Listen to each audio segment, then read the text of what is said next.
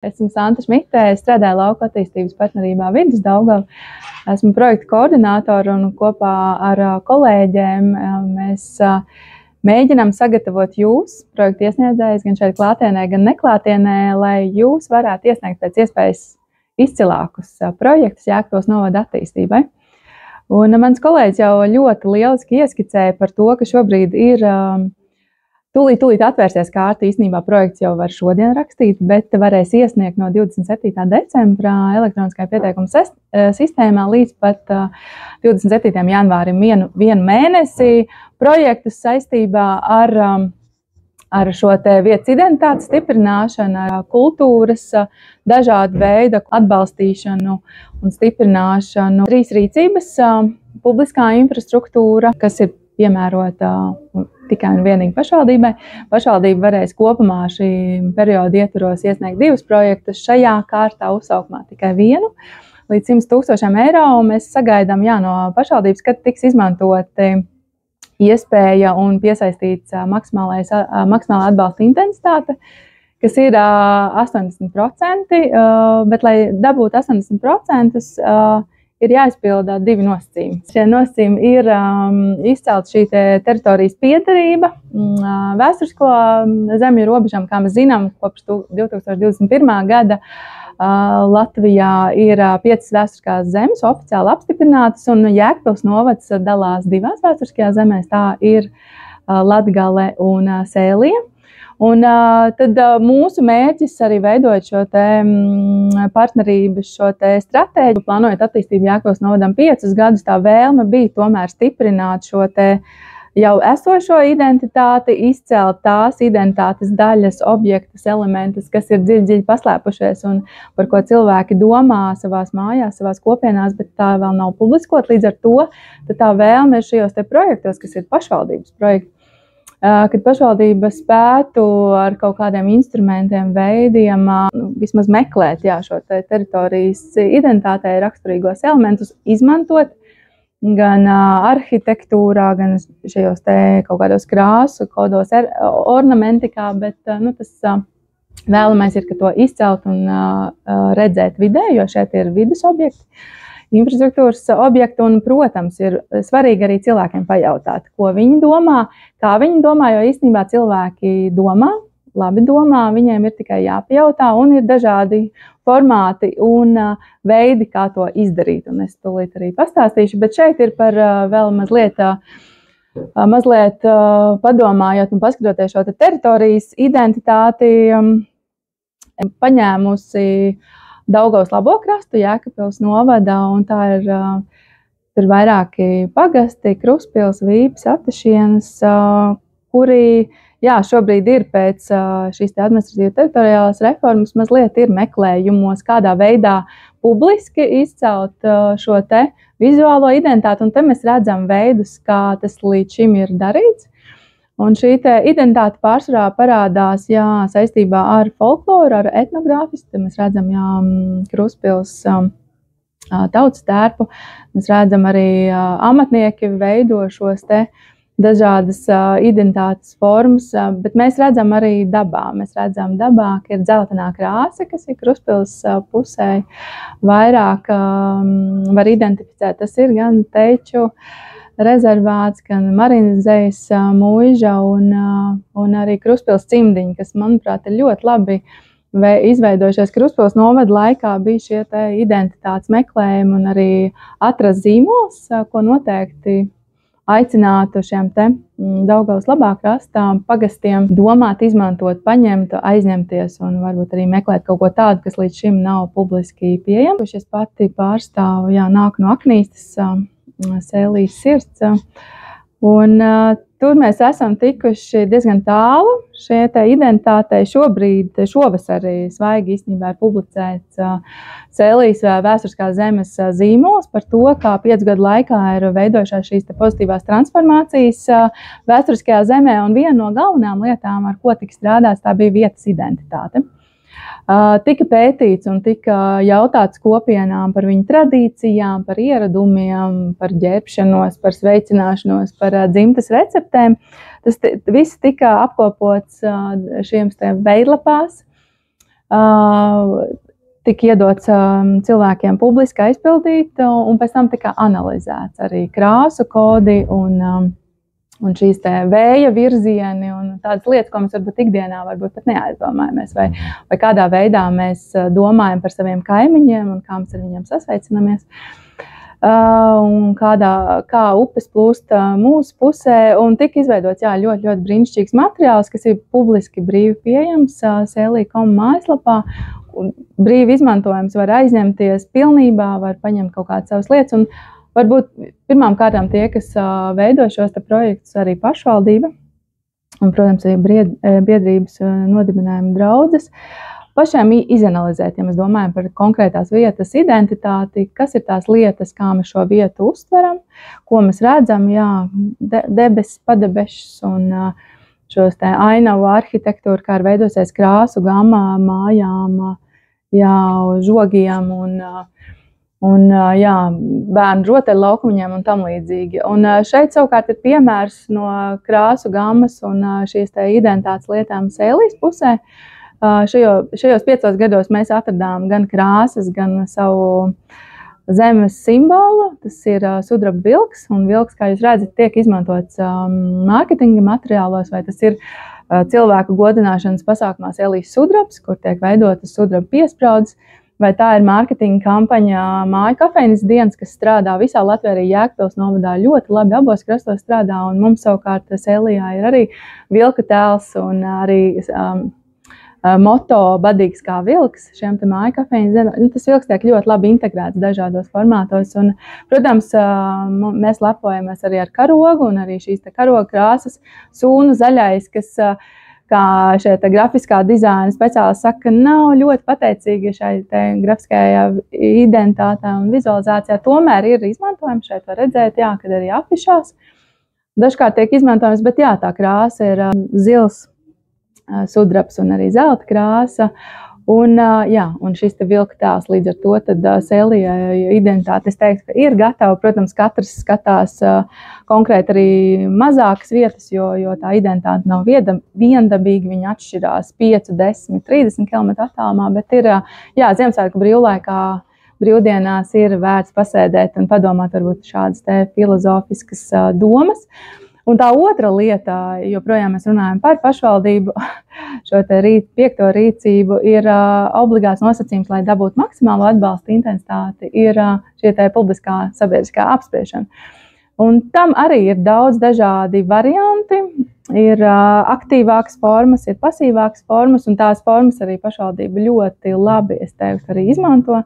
Gan digitālās anketas, gan papīra anketas, klātienes sanāksmes, kas ir pietiekami sarežģīts formāts pašvaldībai, tiešsaistes sanāksmes, kas ļoti labi strādā, lai cilvēkus vienopus saaicinātu konkrētā laikā. Maz izmantots vai gandrīz neizmantots ir šīs dažādas video intervijas. Pārsvarā runā sabiedrībā pazīstams personas viedokļa līderi, kas stāsta varbūt to savu vīziju par konkrēto tēmu. Un šeit arī ir piemērs no Sēlijas. Sēlija mums ir aktīva. Bija Sēlijas vēsturiskā ģērboņa izveides tāda kampaņa, kur izveidot šīs vēsturiskās zemes, Sēlijā vienīgai nebija savu ģērboņu. Līdz ar to dažādiem iemeslu dēļ sabiedriskās organizācijas izveidoja publisko apspriešanu, un tur bija ļoti daudz dažādi formāti, kādā veidā sabiedrība tika aicināta iesaistīties, un ir vērts arī internetā pameklēt un varbūt tiešām pasmelties iedvesmu par to, cik daudz dažādos veidos var pajautāt sabiedrībai, ko viņi domā par konkrēto jautājumu, šajā gadījumā par konkrēto projektu un tā ideju. Māra jau minēja par vēl papildus punktiem, jo, lai dabūtu maksimālo atbalsta intensitāti, protams, ir jāievēro šajā gadījumā pašvaldībai jāievēro šie noteikumi, kas ir vietas identitātes izcelšana kaut kādā veidā un publiska apspriešana, bet, lai tiktu līdz tam šiem te maksimāliem atbalsta intensitātei, ir vēl jādabū arī maksimāli daudz punkti. Un maksimāli daudz papildus punkti nāk arī šiem te inovācijām un jauninājumiem, kas joprojām daudziem rada varbūt tādas neizpratni, kas tad ir inovācija, kas ir jauninājums partnerības stratēģijā. ir tas izcēlts gan arī šeit prezentācijā, kad inovācija ir tas, ko mēs skatāmies, ka tas tiešām risina kādu konkrētu teritorijai svarīgu problēmu. Un tā ir pierādāma, viņa ir efektīva šī inovācija, un viņu var jebkurš cits paņemt uz Aizkraukas novada teritoriju, Liepāju, jebkuru citu vietu, izmantot un identiski strādās. Un šeit ir piemērs, ka, piemēram, radīts, piemēram, ciemata logo. To var izmantot vidas objektos, suvenīros, svētku dekorācijās. Bet šeit mēs runājam arī par sociālām inovācijām, kas ir jauni sadarbības tīkli. Teiksim, te pašai Sēlijai ir kopienas sadarbības tīkls, bet Daugavas labajā krastā šajos pagastos nav. Tas būtu gan jauninājums, Jēkabpils novadā, bet citā teritorijā, kur tas nav, tad tā būtu inovācija. Vēl kaut kādas, teiksim, pakalpojumi arī, ko var paņemt no citām Latvijas teritorijām vai tuvajām ārzemēm. Lietuvā ir ļoti labi dažādi veidi sociālās inovācijas, var paskatīties viņu partnerību kaut kādos vizuāļos, vai arī tepat Igaunijā nav jāskatās ļoti, ļoti tālu. Līdz ar to tās inovācijas ir tuvāk nekā mums šķiet. Un savukārt par jauninājumiem, tad tas ir tā ietekme un mērogs ir krietni mazāks nekā inovācija. Tā nav visa partnerības teritorija, tas ir kaut kas konkrētam modelim, konkrētam pakalpojumam, kaut tādai konkrētai lokācijai. Jā. Papildus punkti ne tikai bez inovācijām, jauninājumiem nāk arī par ekotehnoloģiju ieviešanu, un tas būtu gan aprīkojumā, gan arī telpu un vides uzlabošanas pasākumi, kas ir visi, protams, domāti, lai enerģētiskie ieguldījumi pēc šo ekotehnoloģiju ieviešanu būtu krietni mazāk. Un vēl, protams, papildus punkti, ko Māra arī minēja, nāk klāt un ko jūs nevarat mainīt, ja jūs atrodaties tur, kur jūs atrodaties, nu tad nekādā veidā to nevar izmainīt. Bet mūsu mērķis ir tiešām, lai šis finansējums nonāk pēc iespējas attālākajās vietās Jēkabpils novadā, doties no centra. Un tas, ko vēl mēs gribētu noteikti aicināt, ir par sasniedzamiem rādītājiem runāt, jo tas nekur arī īsti metodikās un ministru kabineta noteikumos noteikti neparādās, kad tas mūsu mērķis, kad jūs paskatāties uz to projektu, ir ailītes sasniedzamie rādītāji, un tur, protams, var rakstīt, kur tiks uzbūvēts bērnu rotaļu laukums, piena vienība 2025. gadā. Bet padomāt, lai tas ir tiešām tāds jēgpilnāk un mērķtiecīgāk, vēl norādīt kādus papildus rādītājus, kas ir kvantitatīvi izmērāmi. Vai tas būs labuma guvēja skaits, un tur, piemēram, pagalma apkaimē ir 90 cilvēki, viņi visi izmanto šo bērnu rotaļu laukumu, ģimenes nāks. Tas ir sasniedzamais rādītājs.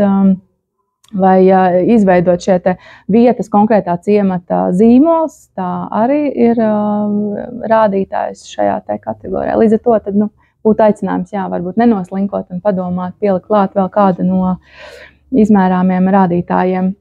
Un par ko jau mēs arī pieskārāmies pirms tam par šo publicitāti šajos līderu finansējuma projektos, protams, ir obligātie publicitātes nosacījumi, respektīvi, ka jūs paziņojat publiski vai nu caur pašvaldības šiem informatīviem kanāliem vēlams, protams, arī var izmantot savus un arī jāizmanto savu biedrību informatīvie kanāli, paziņot, kad ir šās projekts, kāds bija mērķis, rezultāti un kad, tas būs publiski brīvi pieejams konkrētajā vietā un izmantojams.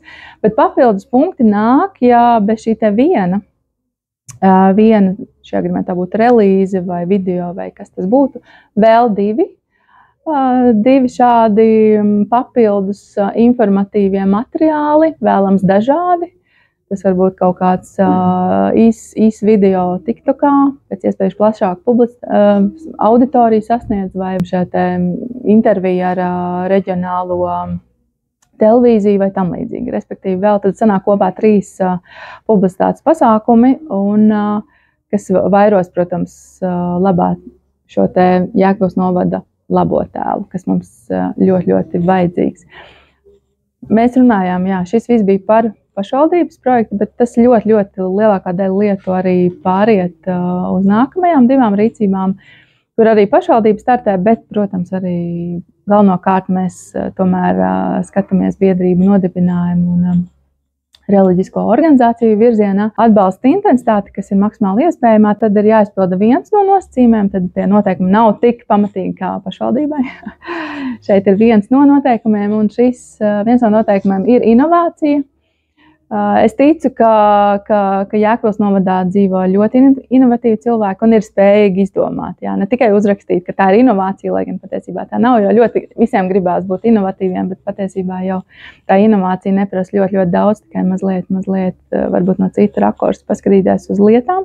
Saprotamāk ir izpildīt šo nosacījumu, kas ir mūsdienīgi pozitīva publicitāte, jo lielākā daļa no tiem, kas strādā sabiedriskajā sektorā, vada biedrības, nodibinājums un draudzes, viņi rakstā par to, kas notiek viņu vietās, dažādi šos pasākumus, iniciatīvas, konkursus, un šī publicitāte jau notiek. Tas ir vienīgi tas, ko mēs gribētu šajā projektu konkursā uzsvērt, ka, protams, ir jāpamato šī pozitīvā publicitāte, ir pēc iespējas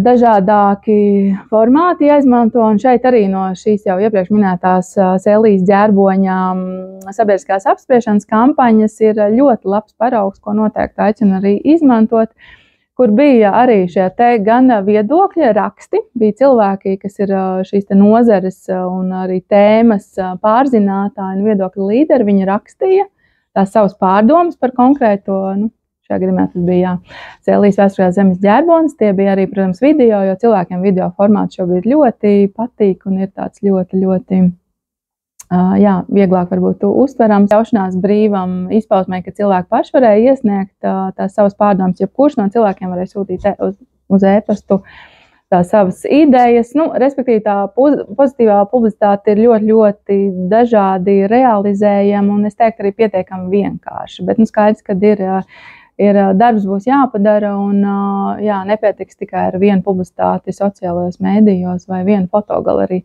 Līdz ar to es aicinātu būt radošiem un veidot tiešām kā tādu informatīvo kampaņu, kad jūs prezentējat un labā nozīmē mēģināt pārdot šo savu projektu, šo ideju, šīs nodarbības vai šo vietas sakārtošanu vai vietas identitātes atrašanu. Lūk. Un papildus punkti, tāpat kā pašvaldības projektā, nāk gan par inovāciju, gan par ekotehnoloģiju ieviešanu, arī koprojektiem. Projekts atrodas pēc iespējas tālāk no novada centra, ko jūs gan īsti nevarat ietekmēt, un arī šeit ir pie sasniedzējiem rādītājiem, šeit ir iedoti jau šajos aprakstos un kritērijos, ir iedots, kāds tad ir viens no kritērijiem, kas jums obligāti ir jāsniedz, vai tā ir pasākuma pieejamība, vai tā ir kultūrvēsturiskā mantojuma saglabāšana, popularizēšana, vai tā ir šī mūsdienīgā pozitīvā publicitāte, bet ieteicams arī vēl papildus iedot kādu rādītāju par pasākumu skaitu, par objektu, krāsu gammu izmantošanu un tam līdzīgi. Un arī šeit, tāpat kā iepriekš bija par šie kad ir vismaz vēl papildus divas pozitīvās publicitātes, bet tas, kas nebija pašvaldībai prasīts, bet, lai gan īstenībā tas arī ir jānorāda, projekta ilgtspējas apraksts un pamatotība, kas ir obligāti šajos sabiedriskā labuma projektos, tad ir jāpārliecina gan šie vietējā partnerība, gan arī, protams, lauku atbalsta dienas, kā tad jūs pēc tam, kas notiks ar to bērnu rotaļu laukumu uzbūvēto vai šo izveidoto zīmolu ciemam, kur viņš paliek. Viņš paliek, datorā, grafiskā formātā, netiek nekur likts uz tēkrakliem, netiek likts uz mājražotāju šiem ražojumiem. Nē, jums tad ir jāuzraksta, ko jūs tālāk darīsiet ar to, kas ir izdarīts. Un tas ir būtiski atcerēties, un tas ir uz 5 gadiem. Lūk, un, protams, ir arī šeit mēs noteikti lūdzam, un ir, lai iegūtu maksimālo punktu skaitu, ir vajadzīga šī sabiedriskā apspriešana, arī biedrību nodibinājumu un reliģisko organizāciju projektiem. Tas, protams, ir svarīgi arī, ka pirmkārt cilvēkiem pastāstīt, ka jums ir tāda iecerē, Un šajās te aptaujās ļoti labi parādās kaut kādas vēl lietas. Jūs varat viņu veidot mazliet plašāk, ne tikai par projektu, bet varbūt par kopējām tendencēm vai vajadzībām. Jūs pēc tam varat iegūt varbūt idejas citiem projektiem vai varbūt to ideju pagriezt uz vienu vai otru pusi. Līdz ar to tad nav jābaidās pajautāt sabiedrībai, ko viņi par to domā. Lūk, un tāpat arī šajā trešajā rīcībā, kas ir vide veselība, kas vairāk tā tiešām ir uz infrastruktūru vēsta, vairāk varbūt tāda tehniskāka nekā iepriekšējā, arī ir būtībā ļoti, ļoti līdzīgi, gandrīz identiski šie te nosacījumi, ka jā, papildus punkti ir publicitātei, koprojektiem, ekotehnoloģiju ieviešanai, arī inovācijai. Un maksimālo atbalsta intensitāti var dabūt, jā, ja ir inovācija šajā te sabiedriskajā sektorā, pozitīva mūsdienīga publicitāte, uzsvers uz pozitīvu. Lūk, un arī pie sasniedzējiem rādītājiem ne tikai norādīt vienu kad šis te pasākums būs pieejams iedzīvotājiem vai tiks veidot šis dabas un publisko vidas objektu pieejamība uzlabota, un īpaši cilvēkiem ar dažādu veidu invaliditāti, bet arī tiešām papildus kaut kādus rādītājus. Un šeit, manuprāt, ir arī tieši tāpat kā rīcībā 6, kad ir, lai dabūtu maksimāli iespējamo punktu skaitu, tad ir gan publicitātes pasākumu kopā 3, ilgtspēja, ko jūs darīsiet ar šiem te projektu rezultātiem 5 gadus, un ka tas viss tiek apspriests arī ar vietējiem cilvēkiem. Tiesa gan nav noteikts kvantitatīvi, cik tad ir jāaptaujā. Var aptaujāt arī 5 cilvēkus. Bet mēs, protams, aicinām vismaz 10% no deklarētajiem, kas ir, man liekas, tāds ļoti tāda nerakstīta lieta, kad jā, kaut kāds minimālu kvorumu vajadzētu dabūt. Un pašiem arī tas būs izdevīgāk. Ne tikai jā, mums. Paldies!